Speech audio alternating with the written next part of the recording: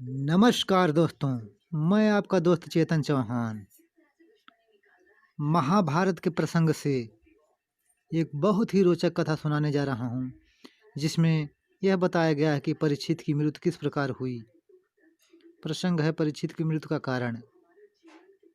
यह है महाभारत सुनने वालों को उनको उनके जन्मों जन्मों के पापों को नष्ट करता है और उन्हें धर्म की ओर अग्रसर करता है। इस प्रकार से मैं कहानी को शुरू करने जा रहा हूँ।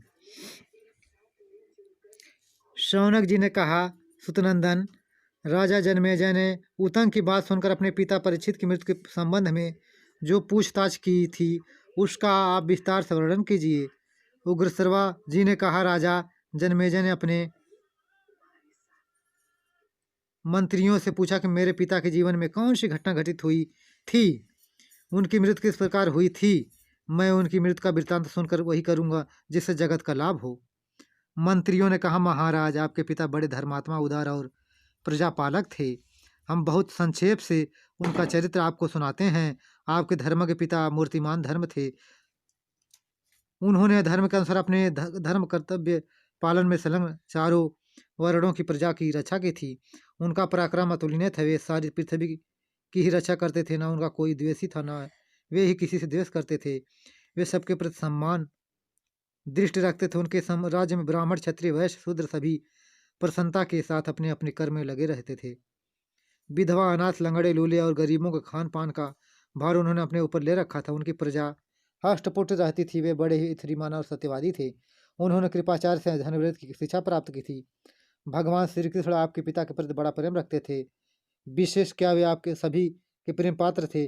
कुरुवंश के परिक्षीण होने पर उनका जन्म हुआ था, इसी से उनका नाम परिचित हुआ। वे राजधर्म और अर्थशास्त्र में बड़े कुशल थे। वे बड़े बुद्धिमान, धर्म सेवी, जितेंद्रिय और नीतिपूर्ण निपुण थे। उन्होंने 60 वर्ष तक प्रजा का पालन किया। इसके बाद सारी प्रजा को दुखी करके वे परलोक सिधार गए। अब यह राज्य आपको प्राप्त हुआ है। जनमेजय ने कहा, मंत्रियों, मैं आप लोगों ने मेरे प्रश्न का उत्तर तो दे दिया, तो उत्तर तो दिया ही नहीं। हमारे वंश के सभी राजा अपने पूर्वजों के सदाचार का ध्यान रखकर प्रजा के हितैषी और प्रिय होते आए हैं। मैं तो अपने पिता की मृत्यु का कारण जानना चाहता हूँ।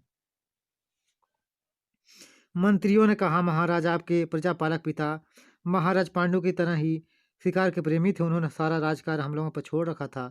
एक बार शिकार खेलने के लिए वन में गए हुए थे। उन्होंने बाढ़ से एक हरिन को मारा और उसके भागने पर उसका पीछा किया। ये अकेले ही पैदल बहुत दूर तक वन में हरिन को ढूंढते हुए चले गए, परंतु उसे पा नहीं सके। वे 60 वर्ष के हो चुके थे, इसलिए थक गए और उन्हें भूख भी लग गई। उसी समय में एक मुनि का दर्शन हुआ। वे मौनी थे। उन्होंने उन्हीं से प्रश्न किया, परंतु ये कुछ नहीं बोले। उस समय राजा भूखे और धर्म के थके मादे थे, इसलिए मुनि को कुछ न बोलते देखकर क्रोधित हो गए। उन्होंने यह नहीं जाना कि वे मौनी हैं, इसलिए उनका तिरस्कार करने के लिए धनुष की नोक से मरा सांप उठाकर उनके कंधे पर डाल दिया। मौनी मुनि ने राजा की से कृत्य पर भला बुरा कुछ नहीं कहा। वे चुपचाप शांत भाव से बैठे रहे। राजा ज्यों के त्यों वहां से उल्टे पांव राजधानी में लौट आए। मौनी ऋषि समीक के पुत्र का नाम था श्रृंगी। वह बड़ा तेजस्वी और शक्तिशाली था। जब महातेजस्वी श्रृंगी ने अपने सखा के मुंह से यह बात सुनी कि राजा परीक्षित ने मौन और निश्चल अवस्था में मेरे पिता का तिरस्कार किया है, तो वह क्रोध से आग बबूला हो गया। उसने हाथ में जल लेकर आपके पिता को साप दे दिया, जिसने मेरे निपराध पिता के कंधे पर मरा हुआ सांप डाल दिया। उस दुष्ट को तक्षक नाग क्रोध करके अपने विष से 7 दिन के भीतर ही जला देगा। लोग मेरी तपस्या का बल देखें। इस प्रकार श्राप देकर श्रृंगी अपने पिता के पास गया और सारी बात कह सुनाई। समीक मुनि ने यह सब सुनकर अच्छा नहीं समझा तथा आपके पिता के पास अपने सिलवान गुड़ी शिष्य गौरमुख को भेजा। गौरमुख ने आकर आपके पिता से कहा, हमारे गुरुदेव ने आपके लिए यह संदेश भेजा है कि राजन, मेरे पुत्र ने आपको साप दे दिया है, आप सावधान हो जाएं। तक्षक अपने 20 से 7 दिन के भीतर ही आपको जला देगा। आपके पिता सावधान हो गए। 7वें दिन जब तक्षक आ रहा था, तब उसने काश्यप नामक ब्राह्मण को देखा। उसने पूछा, ब्राह्मण देवता, आपके इतनी शीघ्रता से कहाँ जा रहे हैं और क्या करना चाहते हैं? काश्यप ने कहा, जहाँ आप राजा परीक्षित को तक्षक सांप जलावेगा वहीं जा रहा हूँ। मैं उन्हें तुरंत जीवित कर दूंगा। मेरे पहुंच जाने पर सर्प उन्हें जला भी नहीं सकेगा। तक्षक ने कहा, मैं तक्षक हूँ, आप मेरे डसने के बाद उस राजा को क्यों जीवित करना चाहते हैं? मेरी शक्ति देखिए, मेरे डसने के बाद आप उसे जीवित नहीं कर सकेंगे। यह कहकर तक्षक ने एक वृक्ष को डस लिया। उसी क्षण वह वृक्ष जलकर खाक हो गया। काश्यप ब्राह्मण ने अपनी विद्या के बल से उस वृक्ष को उसी समय हरा भरा कर दिया। अब तक्षक ब्राह्मण देवता को प्रलोभन देने लगा। उसने कहा, जो चाहो मुझसे वो ले लो। ब्राह्मण ने कहा, मैं तो धन के लिए वहां जा रहा हूँ। तक्षक ने कहा, तुम उस राजा से भी जितना धन लेना चाहते हो मुझसे ले लो और यहीं से लौट जाओ। तक्षक के ऐसा कहने पर काश्यप ब्राह्मण मुंह मांगा धन लेकर लौट गए।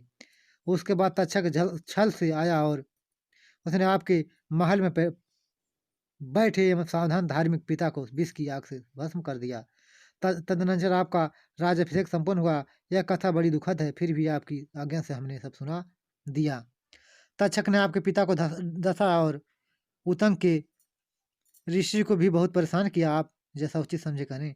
जनमेजय ने कहा, मंत्रियों, तक्षक के डसने से वृक्ष का राख की ढेर हो जाना और फिर उसका हरा हो जाना बड़े आश्चर्य की बात है। यह बात हम लोगों से किसने कही?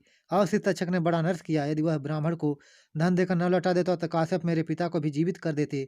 अच्छा, मैं उसको इसका दंड दूंगा। पहले आप लोग इस कथा का मूल तो बतलाइए। मंत्रियों ने कहा, महाराज, तक्षक ने जिस वृक्ष को डसा था उस पर पहले से एक मनुष्य सूखी लकड़ियों के लिए चढ़ा हुआ था। यह बात तक्षक और काश्यप दोनों में से किसी को मालूम न थी। तक्षक के डसने पर वृक्ष के साथ वह मनुष्य भस्म हो गया था। काश्यप के मंत्र प्रभाव से वृक्ष के साथ वह भी जीवित हो गया।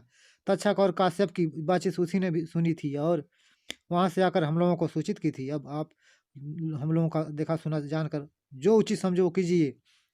इस प्रकार कारण समाप्त हुआ परीक्षित के मृत्यु का। अगले दिन सर्प यज्ञ का निश्चय और आरंभ। सर्प यज्ञ में सर्पों का यज्ञ कुंड में भस्म होकर खाक हो जाना, यही कथा मैं अगले दिन सुनाऊंगा। इस प्रकार ये कथा समाप्त हुई। इस चैनल को लाइक, शेयर एंड सब्सक्राइब करें।